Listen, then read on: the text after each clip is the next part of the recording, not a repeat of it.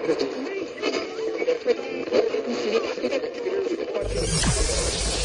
ready for unique, rare, and little-known treasures from the golden age of radio. You're listening to The Amazing World of Radio with Adam Graham.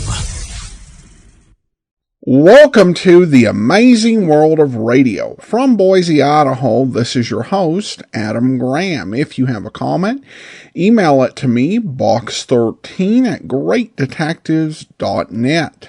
Well, we continue our summer series of the Summer of Angela Lansbury. This series has been brought to you by our Patreon supporters of the Great Detectives of Old Time Radio at patreon.greatdetectives.net, as they not only provided the level of support to trigger the summer series, but they also helped choose which series we were going to do. That's over at patreon.greatdetectives.net. Well, we are back for another episode of Stars Over Hollywood. The original air date on today's episode is July the 18th, 1953, and this one is entitled The Lady and the Beachcomber. Carnation Evaporated Milk presents Miss Angela Lansbury on Stars Over Hollywood. Now, you listen to me, Mr. Beachcomber. I don't intend to go home and marry some grocery clerk because I don't even know one. And as for you, I think you're wonderful.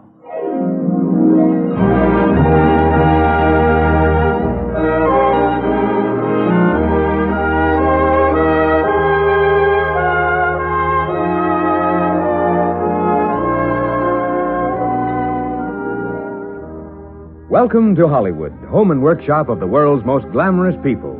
Each week, Stars Over Hollywood presents the world's best-known stars, actors you've seen in motion pictures and heard on radio. Such famous names as Ida Lupino, John Lund, Jane Wyman. Today, Carnation, the world's favorite brand of evaporated milk, brings you transcribed a star who may currently be seen in the Metro-Goldwyn-Mayer production, It Remains to Be Seen. Angela Lansbury. The story, The Lady and the Beachcomber.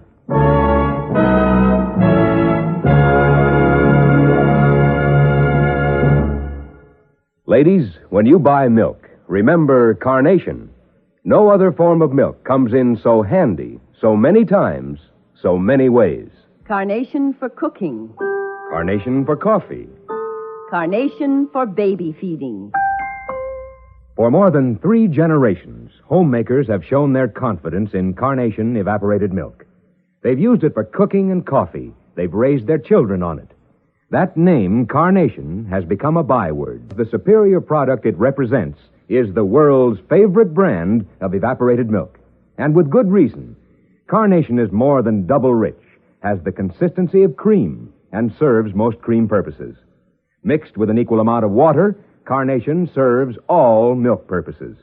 And even diluted in this way, Carnation is still richer than any state standard for bottled milk. So follow the example of 3 generations of homemakers. Buy wonderful Carnation evaporated milk, the milk from contented cows.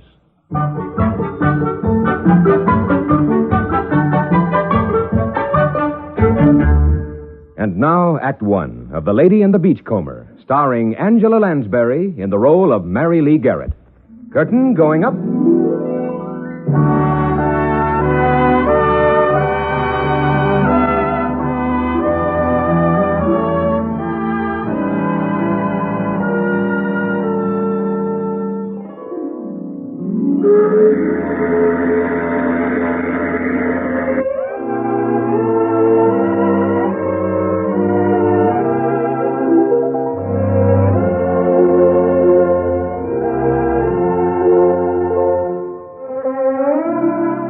The SS Avalon steams out of San Pedro Harbor, bound for Santa Catalina Island, 20 miles off the California coast. It's a fine summer morning, and the Avalon is crowded to the rails. Standing at the bow, all alone, letting the wind blow through her pale blonde hair, is Mary Lee Garrett of Paducah. Suddenly she turns and... Oh, I beg your pardon. Yeah? For what? Well, for nothing, really. After all, what did I do? Don't you know? Know what?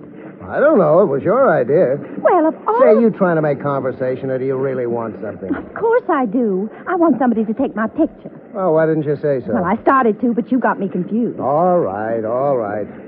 Give me your camera. Here, it's all set. You just push down on this little thing. Let me figure out the hard way, huh? All right, give her the teeth. I am smiling. Oh, wait. What now? Oh, try to take it just as a flying fish is going by. Believe me, you and a flying fish in one picture would be too much. Hold it. All right, you can relax now. Here's your camera. Oh, thank you. You're not very nice, are you? Nope, not very. Well, what's wrong with you? I just don't like tourists. Well, how did you know that I'm a tourist? It shows all over you. All you need's a couple of stickers on your back. Well, I don't care. I love California. I'd like to live here. Let me give you a tip. Go back to Paducah, marry a grocery clerk, settle down, and have a nice big family. I come from Paducah. Oh, Paducah, yes. And I don't know any grocery clerks, and I certainly have no intention of getting married, so you're not as observing as you thought. Excuse me. The diamond crossed me up. Oh, my father gave me this ring. He's dead. He was, well, people said that he was a gambling man. Mm-hmm. There's a crap game just started on the second deck. Oh, no, that's not for me. I'm just the opposite of my daddy. I never gamble. You know something? Sure. You do? What? What do you want to know? Oh, stop it. You're getting me all mixed up again. I was going to tell you something about me. Oh, by all means, tell me. Well, this trip to California is the biggest gamble I've ever taken. I mean, coming out here all alone, and going around seeing things by myself. That's taking a chance, isn't it? Yeah, you're a real plunger. I've seen all the sights in Hollywood and Los Angeles and Beverly Hills and... And now you're going to see Catalina. Yes. What are you going to do over there? Nothing. I'm going to lie on the sand all day with a newspaper over my face. And I'm not going to move or speak to anybody. Oh, well... maybe right now, I'm going down to the second deck and plunge 50 cents on that crap game. So long, Paducah. Oh, maybe I'll see you. See you over there. You flying fish.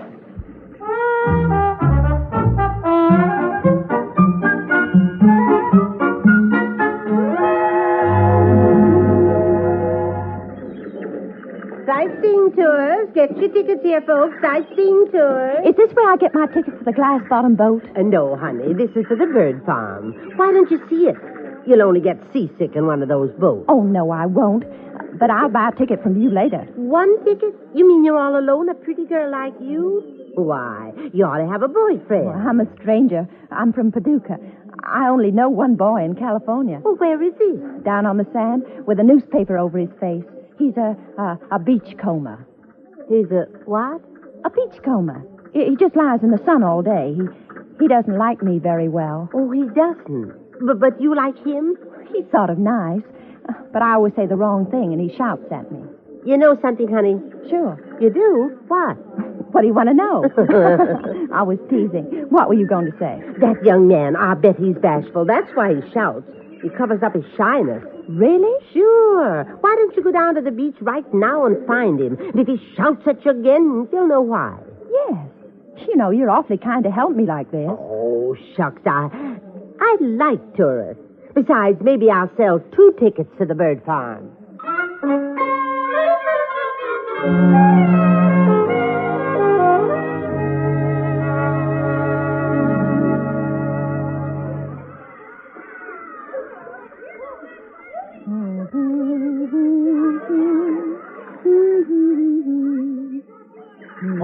Hey, watch where you're taking that sand. Oh, it's you. Yeah. Oh, you recognize my newspaper, huh?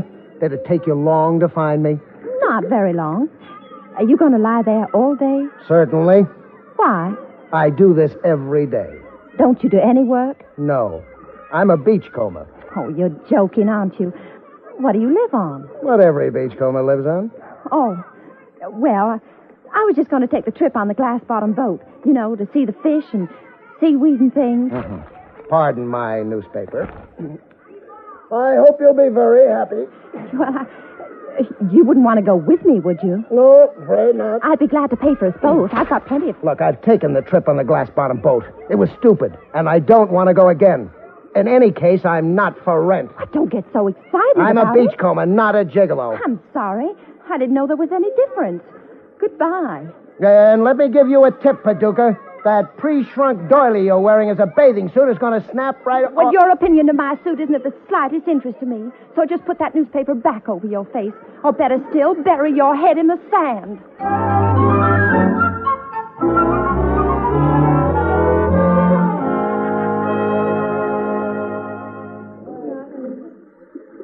Sightseeing tours. Get your tickets here. Oh, hello, honey. How'd you make out? I got seasick. No. I mean with that boy, the one who shouts at you. Did you find it? Mm-hmm. Well? He shouted at me again. Oh, well, don't give up. He's just playing hard to get. Leap year, you know. It isn't. And anyway, I didn't have any intentions You still like him, don't you? Sure. And you'd like to live in California, wouldn't you? Well, certainly. So you just back him into a corner and put the question right up to him. Catch him off guard. Oh, I couldn't. Why, I don't even know his name. But besides, he's a beachcomber. Well, ask him anyway. All he needs is $2 for a license. Oh, but you'd better give me my ticket. Okay, honey. I hope you like the birds. Thanks. Driver, here's my ticket. Oh, no. I thought you were going on the glass-bottom boat. I did. But what are you doing here? I'm going to drive the bus for just this one time. The driver asked me to make one trip for him. Just one. And you've got to be on that one. You're breaking my heart. Yeah, it shows, too. Hey, where's that big rock you were wearing on the way over? What? Oh, my diamond ring. Oh, I left it in my bathhouse, I guess. You're sort of careless, aren't you?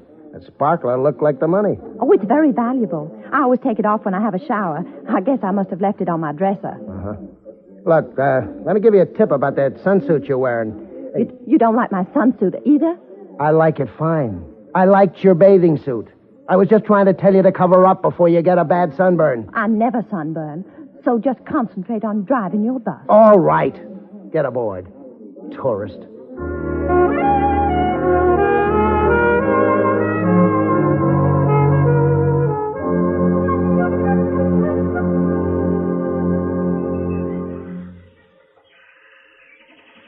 Acridotherus tristis, minor bird, Jimmy. Hello? Hello, are you Jimmy? What? You did that. You whistled at me. I did not. It was Jimmy. Look, I'll show you. What do you do when you see a pretty girl, Jimmy? He's very cute. Yeah, he'll be glad to know you think so. Oh, now don't get nasty again. I can't help it if I wasn't born in California. Why are you driving the bus? For $2. $2? Yeah. Why? Would you like to take me dancing at the casino tonight? What? That isn't a woman. They find out you got a couple of dollars and right away they want you to spend it on them. They're all alike. Then I'll have to go alone. Nice girls don't go to dance pavilions alone. Well, looks like you're trying to get picked up. Yes, but All right, I'll take you. But I won't dance with you. I never dance. I'll just be your escort. Yeah, maybe that's another word for gigolo. Just call me Joe, the escort. Well, don't get so worked up, Joe. I didn't ask you to marry me or anything. Don't be so hard-boiled. I'm a tough guy. All right, come on. I got to take the tourist back down to the beach. Goodbye, Jimmy. I've got to hurry. Goodbye. Bye.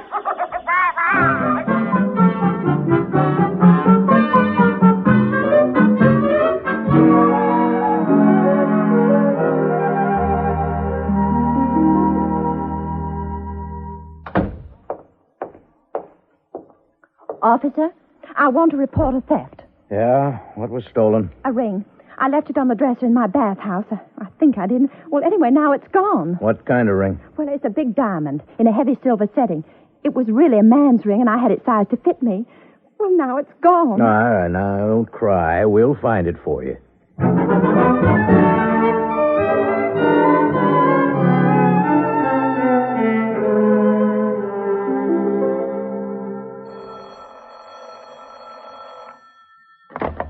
Hello? Miss Garrett, Yes. you the lady who reported a diamond ring stolen? Yes, have you found it? Oh, we think so. We picked up a guy getting one appraised in a jewelry store. Can you come up to the station? Oh, I'll be there in 10 minutes. Oh, and thanks so much for finding my ring. I was afraid I'd never...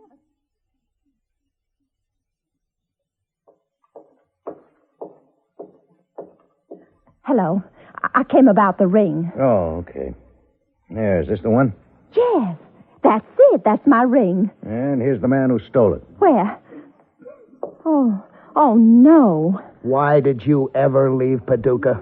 Oh, Joe, how could you?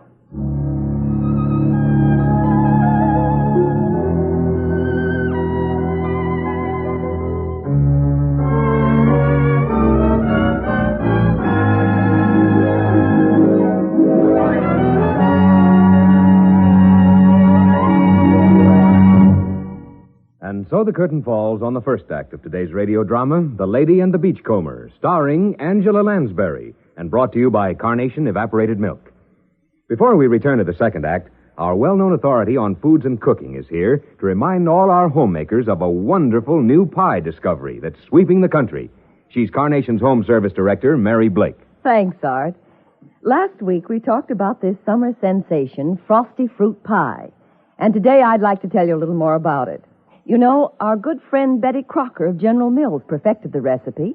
In fact, it's her newest pie discovery. 9 different refrigerator pies from one basic recipe.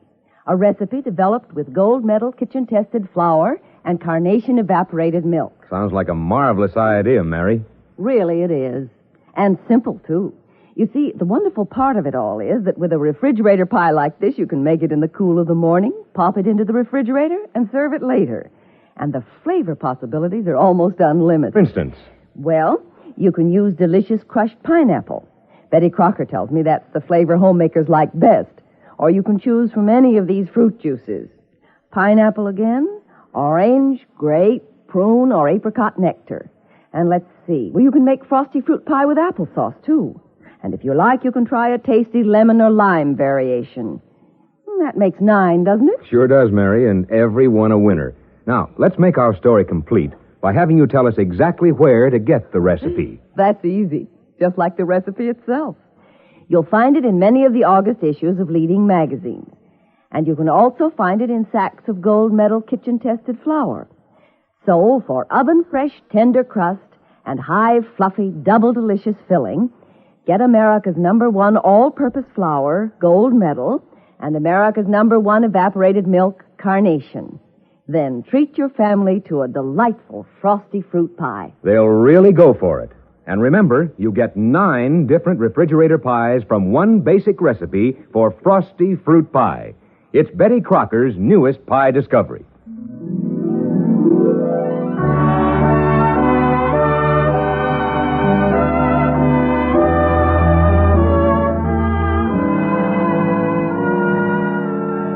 We return now to the second act of The Lady and the Beachcomber, starring Angela Lansbury in the role of Mary Lee.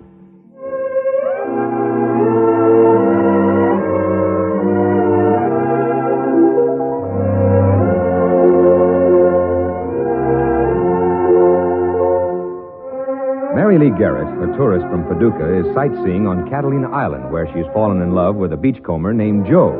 And just when she's making a little headway with him, Joe is arrested for stealing a diamond ring. Mary Lee's diamond ring.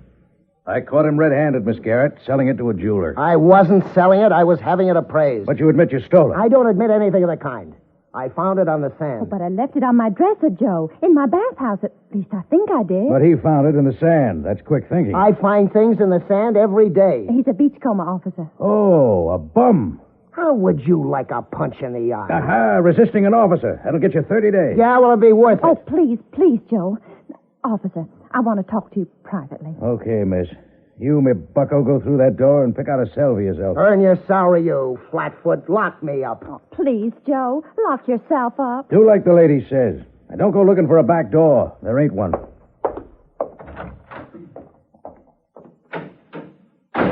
Now, miss. Officer, I'm not going to prefer charges. What? I believe his story that he found it on the sand. You see, I'm not sure that I left He's it on guilty the as... You must have a date with him. That has nothing to do with it.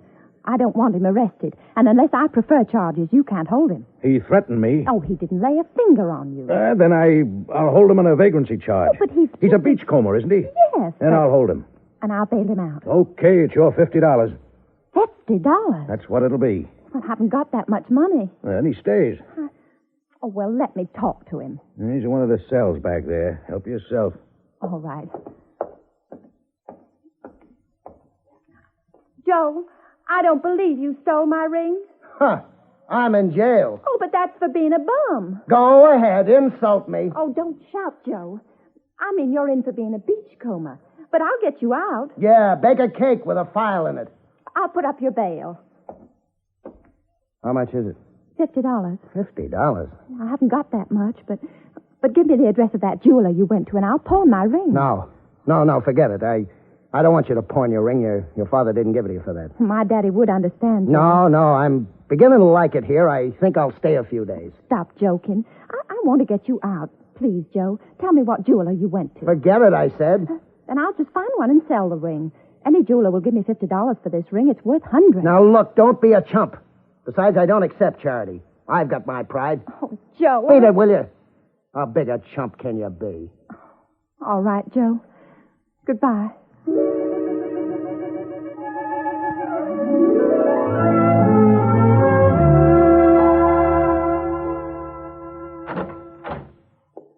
Good afternoon. What can I do for you today? Something nice in a wristwatch? Oh, no, thanks. Would you look at this diamond ring, please? Oh? Mm-hmm. Hmm. Have you seen it before today? Yeah, I think I have. A young man was in here with it, wasn't he? And a policeman came in and arrested him, didn't he? That's right. Joe Lustig. Know him well. Know Officer Jensen, too. You know, Joe, do you think did he, was Joe trying to sell this ring? He didn't say so. I was just giving him an appraisal on it when Jensen walked in and arrested him. Oh, well, I want to sell the ring. Will you buy it from me, please? Well, no, I don't know. I'll let you have it for $50. I guess you would, since it's worth all of 10. That's worth hundreds. My daddy said he paid $500 for it. Lady, I hate to make your daddy look bad, but I've been in this business 29 years, and that piece of glass is worth 50 cents. 50 cents? But for the setting, I would give you $10. I'm sorry, miss.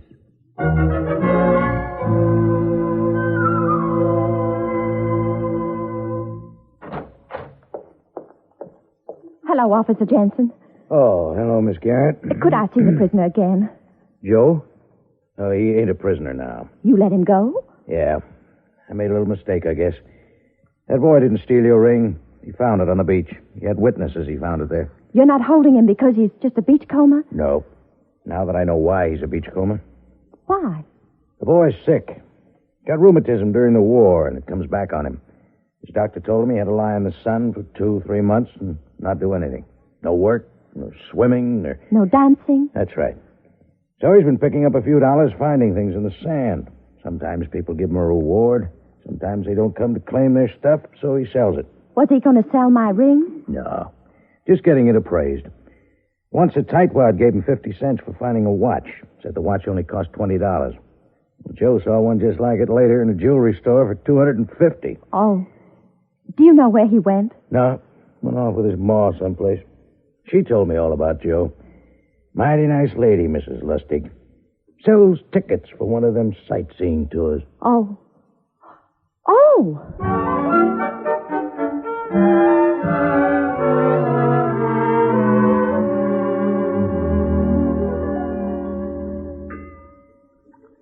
Moonlight Tours, get your tickets here from... Well, hello, honey. Hello, Mrs. Lustig. Is Joe around? I don't know where he went, honey. He wanted to be alone, he said. Is he awfully mad, Mrs. Lustig? No, just kind of confused, I guess. You're not sore, are you, honey? No. Why should I be? Well, I did get you to chase Joe. I guess I should have minded my own business. Why did you want me to chase your son, Mrs. Lustig? He needed somebody like you to get his mind off his troubles. His poor health, not able to work, and that girl. There's a girl? In Los Angeles. Went over to see her yesterday, but she didn't have time for him. Oh, he was so blue today, I should have minded my own business. Where do you think he's gone? I don't know, honey. He may stay out till morning. But the last boat leaves in half an hour, and I've got to be on it. Well, come on, honey. We'll take a look, but I'm afraid it's hopeless.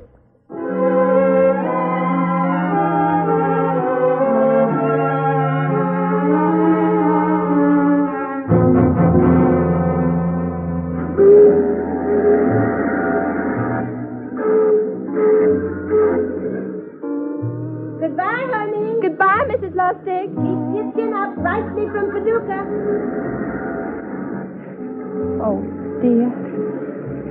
It's too dark to see the flying fish. Joe! What are you crying about? Oh, I'm not crying. It's just the wind. Oh. I guess you know about the ring. Yes. It's a fake. So it isn't a real diamond.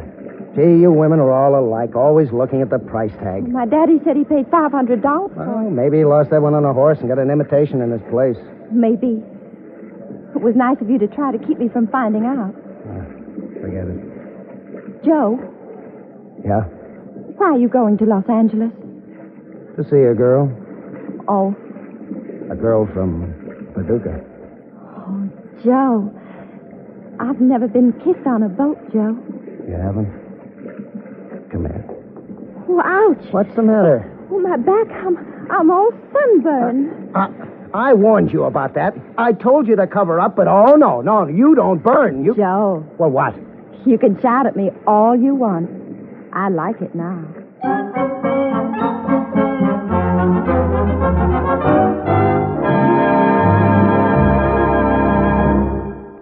And so the curtain comes down on the final act of this week's Stars Over Hollywood show as presented by Carnation Evaporated Milk and starring Angela Lansbury. In just a moment, we'll have news about next week's show. Meanwhile, how about a curtain call, Angela Lansbury? Of course, Art.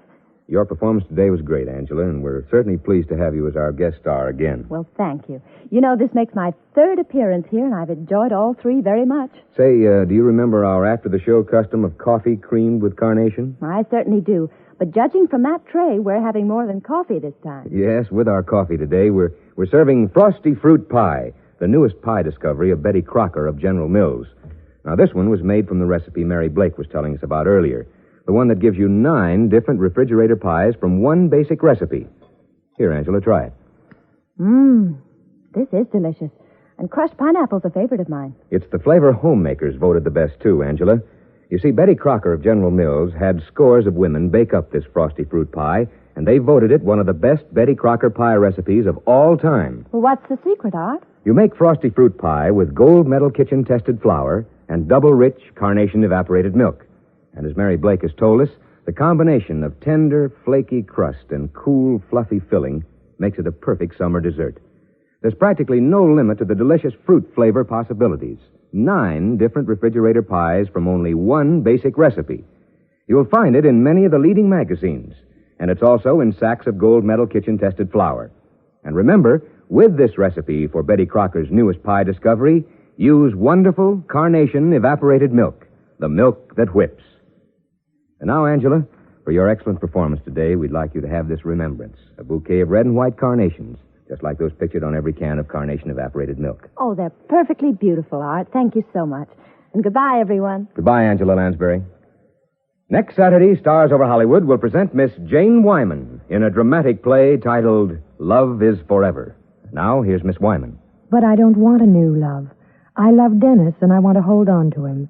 As long as there's no one else, I still have him. Can't you understand that love is forever? Thank you, Jane Wyman. We'll all be listening next week to hear you in this moving play. The story on today's Stars Over Hollywood presentation was written by Robert C. Dennis. Supporting Miss Lansbury were Tom Brown, Verna Felton, Jack Moyles, and Harry Lang. The program was directed and transcribed by Don Clark.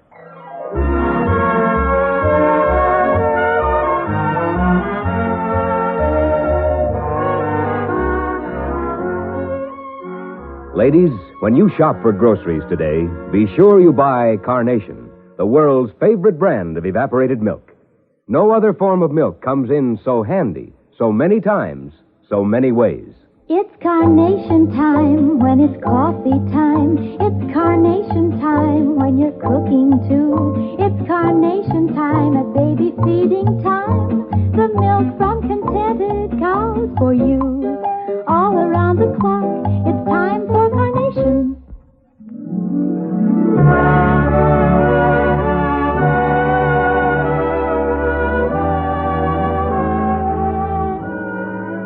And now for the Carnation Company and Stars Over Hollywood, this is Art Ballinger suggesting that you be sure to see the George Burns and Gracie Allen television show brought to you by Carnation Evaporated Milk. Tune in every Saturday and hear the world's greatest motion picture stars on Stars Over Hollywood. Next Saturday, we're proud to present Jane Wyman in Love is Forever. Stay tuned now to hear Fun for All, which follows immediately over most of these stations. Stars Over Hollywood comes to you from our Hollywood studios and is heard in Canada over the Dominion network of the Canadian Broadcasting Corporation. This is the CBS Radio Network.